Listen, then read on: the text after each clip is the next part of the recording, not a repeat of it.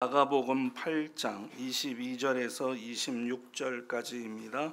신약성경 66쪽 되겠습니다.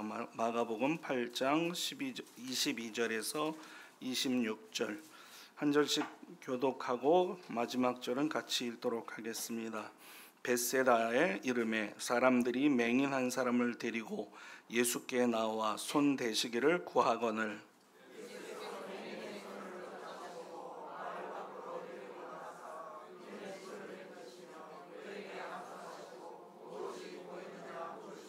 쳐다보며 이르되 사람들이 보이나이다.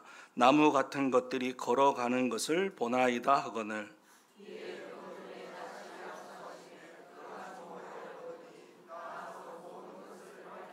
다 같이 읽겠습니다. 예수께서 그 사람을 집으로 보내시며 이르시되 마을에는 들어가지 말라 하시니라. 아멘. 본문의 배경부터 좀 우리가 이해할 필요가 있습니다. 벳세다는 갈릴리 호수 북쪽에 있는 아주 작은 성읍이고 요단강 입구 쪽에 있습니다. 지리적으로 그렇습니다. 신앙적으로는 예수님께서 오병이어의 기적을 비롯해서 많은 기적을 베푸신 곳입니다. 신앙적 역사적 사실을 우리가 기억할 필요가 있습니다. 다시 한번 확인하고 넘어갑니다. 지리적으로는 갈릴리 호수 북쪽에 있습니다. 그리고 신앙적으로는 예수님께서 가장 기적을 많이 베푸신 곳입니다. 이러한 사실은 본문을 이해하는 데 매우 중요한 역할을 합니다. 본문으로 한번 들어가서 말씀을 살펴보겠습니다. 22절에 보면 벳세다의 이름에 사람들이 맹인 한 사람을 데리고 예수님께 나와서 손대시기를 구했다 이렇게 되어 있습니다. 하루는 벳세다 사람들이 맹인 한 사람을 예수님께 데리고 왔습니다. 그리고 예수님께 고쳐달라고 간구를 했습니다. 중요한 것은 간구한 사람이 맹인은 아닙니다. 고쳐달라고 말한 사람은 데리고 온 사람입니다. 소위 이제 원어 성경을 보면 간구하다가 3인칭 복수 동사로 되어 있습니다. 그러니까 데리고 온 사람들이 고쳐달라고 얘기를 한 겁니다. 예수님은 그 맹인을 마을 밖으로 데리고 나가서 그곳에서 고쳐주셨습니다. 23절에 보면 예수께서 맹인의 손을 붙잡으시고 마을 밖으로 나갔다 이렇게 되어 있고 눈에 침을 뱉으셔서 그 사람을 고치셨다 이렇게 되어 있습니다. 예수님의 치료 행위에서 이해하기 어려운 점이 두 가지가 있습니다. 첫째는 굳이 마을 바깥으로 왜 데리고 나가셨을까 하는 것이 첫 번째 이해하기 어려운 점이고, 둘째는 여러분 눈이 깨끗하려면 침을 닦아야 되는 거 아닙니까? 그것도 남의 침이면 이게 적절한 행위는 아니지요. 근데 예수님께서 마을 바깥으로 데리고 나가신 게 이해가 안 되고, 두 번째는 침을 왜 뱉으셨을까 하는 두 번째 행위가 아무리 생각해도 이해가 안 됩니다. 마을 바깥으로부터 밖으로 나간 것부터 우리가 좀 살필 필요가 있겠습니다. 이 질문에 대한 다양한 해석들이 있습니다. 예수님께서 왜 바깥으로 나갔나? 저는 성경을 해석할 때 상당히 중요한 것이 있다고 생각을 합니다. 그건 뭐냐면 성경에서 명료하게 답하지 않고 있는 것을 이게 100%다 이렇게 말하는 건 매우 위험합니다. 성경에서 명료하게 예를 들어서 문자적으로 딱 들어가 있으면 상관이 없는데 이게 100%입니다 하는 건 정말 위험하죠. 따라서 오늘 제가 하는 설교의 해석도 100%다 이렇게 말하는 건 위험합니다. 100%는 아닐 겁니다. 단지 제가 본문에서 여러분하고 같이 묵상하고 싶은 것을 다룰 뿐입니다. 당시 역사적 상황을, 그리고 지리적 상황을, 신앙적 상황을 바로 앞에서 제가 언급을 했습니다. 앞서 말씀드렸듯이 벳세다는 예수님께서 기적을 많이 베푸신 곳입니다. 마태복음 11장 20절을 한번 보시면, 마태복음 11장 20, 21절 한번 좀 띄워주시겠습니까? 예수께서 권능을 가장 많이 행하신 고을들이, 여러분 이 본문을 보면 예수님께서 기적을, 그러니까 권능을 베풀었다 이 말은 기적을 많이 베풀었다는데 앞에 최상급이 들어가 있죠. 가장. 그러니까 예수님께서 기적을 어마어마하게 베푸신 장소입니다. 그런데 그 고을들이 회개하지 않았다. 그래서 예수님께서 책망하셨다. 21절을 보시면 이렇게 되어 있습니다. 화 있을진저 고라시나. 이 고라시는 벳세다 옆에 있는 도시입니다. 성읍입니다. 그러니까 예수님이 지금 뭐라고 말씀하시느냐? 화가 있을 거다. 고라시나. 그리고 말씀하시는 게 뭐냐면 화가 있을진저 벳세다야. 이렇게 얘기를 합니다. 이 말을 분명하게 볼 수 있는 것은 고라신하고 벳세다는 예수님께서 기적을 많이 베푸셨는데 가장 많이 베푸신 곳입니다. 최상급으로 되어 있지요. 너희에게 행한 모든 것을 두로와 시돈에서 행했더라면 그들은 두로와 시돈 사람들입니다. 벌써 베옷을 입고 재에 앉아 회개하였으리라. 이렇게 되어 있습니다. 신학에서는 이거 상당히 중요한 내용입니다. 왜냐하면 이 본문을 가지고 어떤 분들은 이거를 중간지식 뭐 이렇게 얘기하면서 얘기를 하기 때문에 많이 이제 다루어지고 있는 본문입니다. 우리는 그 얘기를 따지고 싶거나 그게 무엇이냐, 이게 적절하냐 적절하지 않냐는 이곳에서 언급할 필요도 없습니다. 분명한 것은 뭐냐면 예수님께서 기적을 이렇게 많이 베푸셨던 곳인데 그들이 회개하지 않았다는 얘기입니다. 그렇다면 우리 한번 생각해 봅시다.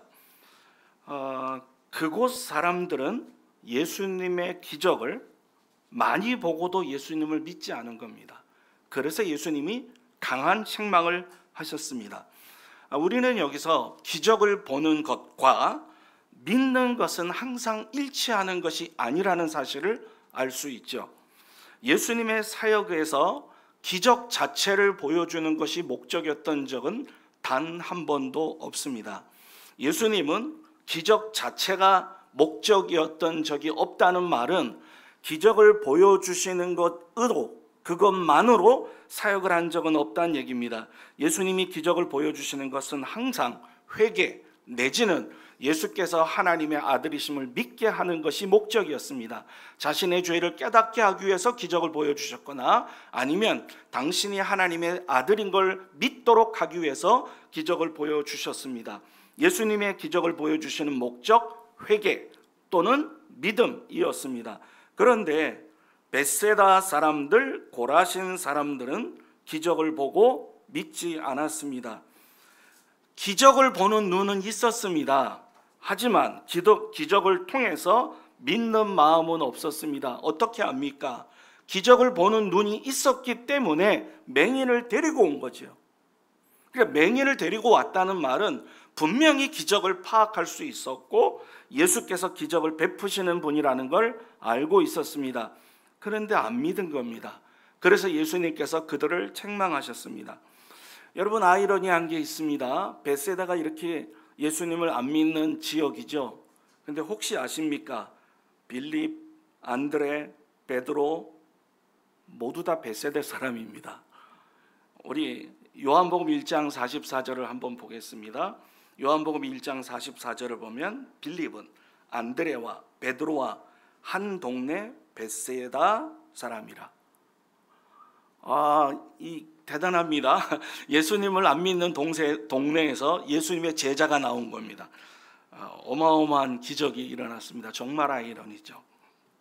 어쨌든 벳세다 사람들은 기적을 믿음의 기회나 회개의 기회로 사용하지 못했습니다. 더 정확히 얘기하면 이런 사람들 앞에서 예수님께서는 또 다른 기적을 행하지 않기로 결정하신 겁니다. 왜냐하면 이 사람들은 기적을 보고도 그 기적을 믿음의 기회나 회개의 기회로 받지 않았기 때문에 이들에게 주님이 더 이상 기적을 베풀어야 될 목적은 없었던 겁니다. 그래서 예수님께서 마을 바깥으로 나갔습니다. 벳세다 바깥으로 나가서 거기서 이적을 베푸셨습니다. 치료하시는 이적을 보고 무리들이 또 흥분해 갖고 또 다른 기적을 요구하는 그런 신앙적 부작용이 일어나는 것을 주님은 막기로 결정하셨습니다. 더 나아가서 주님이 어떻게 하셨냐? 이 사람 딱 치료한 다음에 그 마을로 다시 들어가지 말라.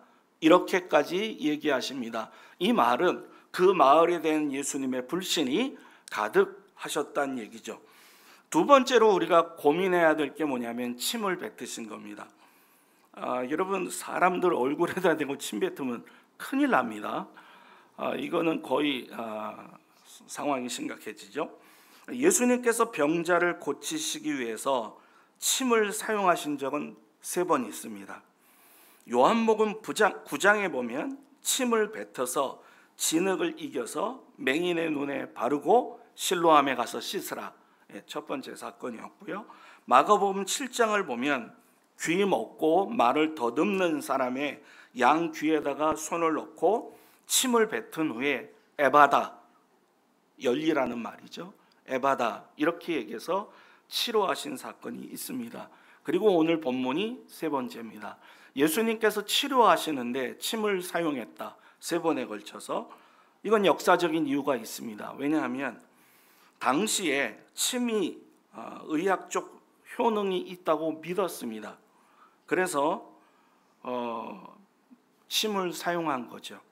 앞서 말씀드렸듯이 침을 왜 사용했습니까? 그랬을 때 침은 어떻고 그래갖고 예수님이 사용했습니다, 이게 확실합니다.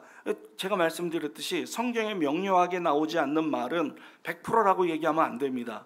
모릅니다. 정확히는 모릅니다. 하지만 이번에도 본문에서 알려주는 것이 하나는 있습니다. 그것이 뭐냐면 예수님께서 행하신 침뱉음이라는 행위는 의학적인 행위는 아니라는 겁니다. 왜냐하면 의학적으로는 침뱉으면 안 되죠. 바이러스가 들어가고 병균이 더 들어갑니다. 안 됩니다. 그러니까 예수님이 침을 뱉으신 행위는 의학적 행위가 아니라는 것만큼은 분명합니다. 앞서 말씀드렸듯이 당시 사람들은 침이 치료에 효능이 있다고 믿었습니다. 여러분, 이제 우리 잠깐 과거로 돌아갈까요? 벌레 물리면 뭐 하죠? 어떻게 하십니까? 침 이렇게 퇴퇴해 갖고 여기다 바릅니다. 그죠? 그리고 자녀들이 이제 벌레 먹이면 또 이렇게 해요. 그리고 저도 그렇게 해요. 지금도. 그거 보면 전혀 가능성이 없는 건 아닌 것 같습니다.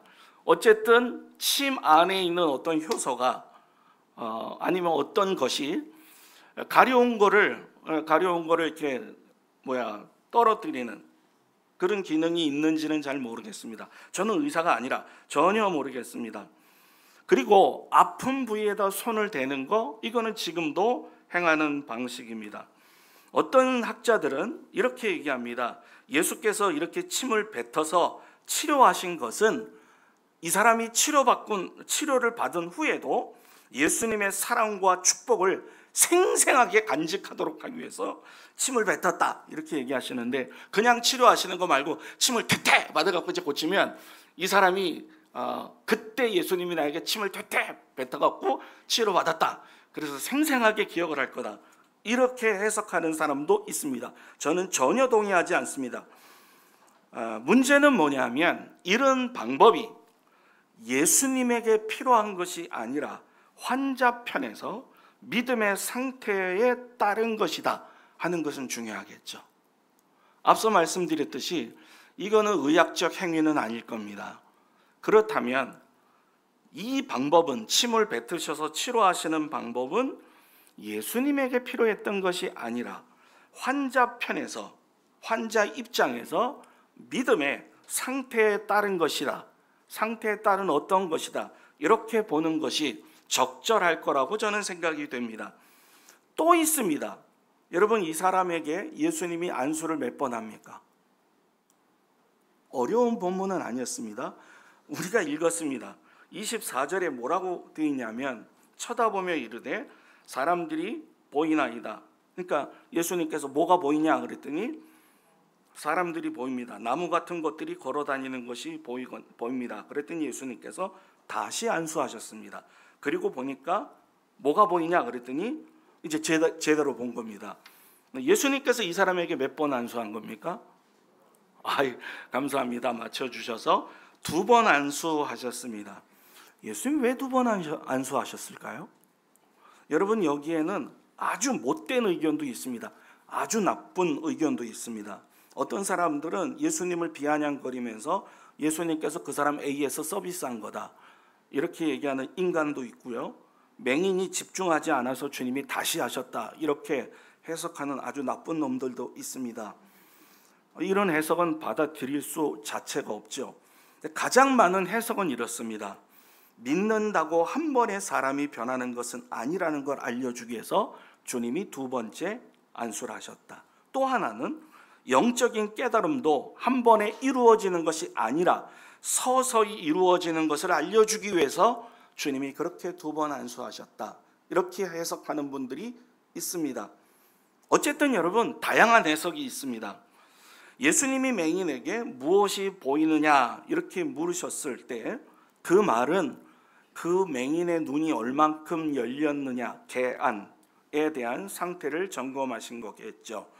첫 번째 안수 후에 사람들이 걸어 다니는 게 보입니다. 나무처럼 걸어 다니는 게 보입니다. 불완전하다는 얘기죠. 두 번째 안수했을 때 만물이 밝히 보였습니다. 그때서야 비로소 이 사람은 완전하게 본 겁니다. 자, 그러면 본문이 맹인이 기적적으로 치유되었다는 요 사실만을 알려주기 위해서 마가가 기록했을까요? 그건 아닐 겁니다. 그러면 마가가 이 본문을 기록한 이유는 눈이 열리는 상태와 치유의 단계가 가지고 있는 그 어떠한 의미 때문일 것이 분명합니다. 여러분 성경을 해석할 때 중요한 것 중에 하나가 문맥을 따지는 겁니다. 앞, 뒤 문맥을 따지는 거죠. 단어는 의미를 갖고 있는데 단어는 문장 안에서 그것이 의미가 픽스 고정되고 문장은 문맥 안에서 고정이 되고 문맥은 앞뒤에 있는 사건이나 이야기를 통해서 그 뜻을 알 수 있습니다. 벳세다 아까 시작할 때 예수님께서 오병이어의 기적을 베푼 곳이라고 말씀을 드렸습니다. 그리고 칠병이어의 기적을 베푼 곳이기도 합니다. 칠병이어는 떡 7개하고 생선이 사실은 두어 마리라고 되어 있거든요. 두어 마리니까 뭐 두어 마리 그러면 뭐 2개인지 3마리인지 모르지만 보통 일반적으로 우리가 그냥 칠병이어 이렇게 얘기를 합니다. 오병이어, 칠병이어 기적 뒤에 이 본문이 나옵니다.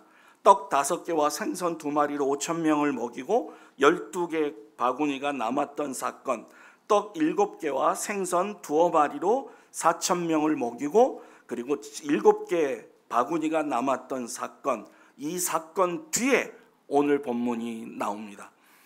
기적을 보고도 예수님의 말씀을 깨닫지 못했던 제자들을 책망하시면서 등장하는 본문이 오늘 본문입니다.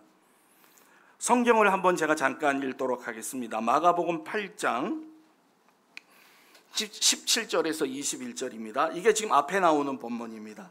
예수께서 아시고 이르시되 너희가 어찌 떡이 없으므로 수군거리냐 아직도 알지 못하며 깨닫지 못하느냐 너희 마음이 둔하냐 너희가 눈이 있어도 보지 못하며 귀가 있어도 듣지 못하느냐 또 기억하지 못하느냐. 그리고 18절 19절에 예수님 말씀하십니다. 내가 떡 5개를 5,000명에게 떼어줄 때 조각 몇 바구니를 거두었더냐. 제자들이 답합니다. 12입니다. 20절 또 7개를 4,000명에게 떼어줄 때 조각 몇 광지를 거두었느냐. 이르되 7이니이다. 그리고 나서 예수님이 하신 말씀이 이르시되 그런데 아직도 깨닫지 못하느냐. 이렇게 얘기하십니다. 여러분 본문은 시간적으로만 오병이어 칠병이어의 사건에 앞서는 게 아니라 메시지도 앞섭니다. 그러니까 분명히 오병이어의 사건, 칠병이어의 사건이 시간적으로도 이 본문보다 앞에 있습니다. 내용으로도 앞에 있다는 얘기입니다. 그러면 제자들은 두 번의 기적을 직접 체험했으면서도 예수님의 말씀을 깨닫지 못했습니다. 예수님이 누구인지 밝히 보지 못했습니다. 그래서 예수님에게 책망을 받았습니다. 맹인은 2번에 걸쳐서 안수를 받았고 그리고 눈이 확 열렸습니다. 그런데 제자들은 두 번의 기적을 보고도 여전히 눈이 감겨 있습니다. 제자들은 오병이어의 기적을 통해서도 예수님을 보지 못했을 뿐만 아니라 칠병이어의 기적을 통해서도 여전히 마찬가지였습니다. 맹인이었던 사람과 제자들과 맹인이었던 사람들이 본문에서 비교되고 있다는 얘기입니다. 문맥 안에서. 저는 예수님께서 지금 이 맹인이었다가 치료받은 사람과 제자들의 상태를 비교하면서 주님께서 교훈하고 있다고 생각이 됩니다. 그래서 두 번에 걸친 안수 행위를 했다고 저는 생각을 합니다. 물론 제 해석이 다 맞는다는 보장은 없습니다. 저 맹인은 두 번 만에 보지 않았냐? 그런데 너희들은 어떻게 해서 이 엄청난 기적을 두 번이나 보고도 왜 아직도 못 보고 나를 깨닫지 못하느냐? 예수님이 이렇게 말씀하신 게 아닌가 생각이 듭니다. 예수님의 책망을 역으로 한번 바꿔보겠습니다. 역으로 바꾸면 이렇게 됩니다. 이제 제자들은 예수님의 사역을 통해서 맹인이 점진적으로 눈이 열린 것처럼 제자들도 점진적으로 눈이 열릴 겁니다. 그리고 맹인이 영적인 이해를 하는 것처럼 이 제자들이 영적인 이해를 하는 것이 점점 더 확실해질 겁니다. 실제로 그런 일이 일어났습니다. 두 단계의 시력 회복은 제자들이 두 단계의 신앙의 눈이 밝아지는 것으로 연결됩니다. 여러분 지금 마가복음 8장 17절에서 21절까지 내용을 보면 맹인의 상태가 나오죠. 그리고 마가복음 8장 27절에서 38절이 무슨 내용이냐면 예수님께서 제자들에게 묻습니다. 내가 누구냐? 그랬을 때 제자들이 답을 합니다. 주는 그리스도입니다. 하나님의 아들입니다. 근데 반쯤 개안됐죠. 반쯤 열린 겁니다. 그래서 요거 마태복음으로 가서 잠깐 말씀을 나눠보겠습니다. 마태복음 16장 16절에 같은 이제 고백이니까 한번 살펴보겠습니다. 시몬 베드로가 대답하여 이르되 주는 그리스도시요 살아계신 하나님의 아들입니다 라고 고백을 했습니다. 그런데 예수님께서 아하, 베드로가 내가 그리스도인 걸 아는구나, 내가 하나님의 아들인 걸 아는구나, 그렇다면 내가 뭐 때문에 왔는지 알겠구나. 그리고 예수님께서 자신의 십자가의 고난을 말씀하십니다. 예수님이 십자가의 고난을 말씀하시자마자 기가 막히게 베드로가 이렇게 얘기합니다. 마가복음 8장 32절 한번 잠깐 보여주시겠습니까? 이 베드로가 한 말입니다. 8장 32절. 제가 읽겠습니다. 이렇게 얘기합니다. 드러내놓고 이 말씀을 하시니 베드로가 예수님을 붙들고 항변했다 이렇게 되어 있습니다. 이게 뭐냐면 예수님께서 내가 이제 십자가에 못 박힐 거다, 내가 이제 사람들의 죄를 짊어지고 죽을 거다 그랬더니 베드로가 한 말이 뭐냐면 예수님을 붙들고 항변했다 이랬습니다. 이거 항변은 조금 세게 얘기하면 예수님 책망한 겁니다. 이 말도 안 되는 행위를 지금 베드로가 한 겁니다. 여러분, 베드로는 지금 예수님에 대해서 눈이 반쯤 열려 있습니다. 예수님이 하나님의 아들인 거 알아봤습니다. 예수님이 그리스도인 거 알아봤습니다. 근데 아직도 보이지 않는 게 있습니다. 그게 뭐냐면 예수님이 왜 죽으셔야 되는지, 그리고 죽으신 지 3일 만에 부활하실 것이라는 것을 알지 못합니다. 그러니까 지금 베드로와 제자들은 반쯤 눈이 열려 있습니다. 한 번의 안수가 더 필요했죠. 부활하신 후에야 제자들이 눈이 완전히 열립니다. 오병이어, 칠병이어의 사건에서 주님이 이렇게 물으셨습니다. 몇 개냐? 몇 바구니가 남았냐? 예전 성경으로는 몇 광주리가 남았냐? 그 예수님의 질문에 제자들이 정확하게 얘기합니다. 12개입니다. 7개입니다. 문제는 예수님의 질문에 대답을 하면서도 예수님의 뜻을 모르는 겁니다. 답을 마치고도 답을 모르는 아이러니입니다. 답을 분명히 맞췄습니다. 근데 답을 모릅니다. 여러분, 이게 제자들의 신앙의 현주소이고 우리의 신앙의 현주소입니다. 외관상 제자들은 분명히 주님의 질문에 정확한 답변을 했습니다. 점수로 말하면 A학점입니다. 그런데 주님은 그들에게 A학점을 매긴 게 아니고 F학점을 매겼습니다. F학점을 매겼다고요. 겉으로 보면 A학점입니다. 답이 정확합니다. 그런데 주님은 그들에게 F학점을 때려버립니다. 베드로의 신앙 고백을 방금 전에 말씀드렸듯이 반쯤 열려 있습니다. 아직도 모릅니다. 아직도 십자가를, 예수 그리스도의 고난에 대해서, 부활에 대해서 전혀 모르고 있습니다. 베드로는 예수님께서 고난의 길을 가야 한다는 걸 이해할 수 없었단 얘기입니다.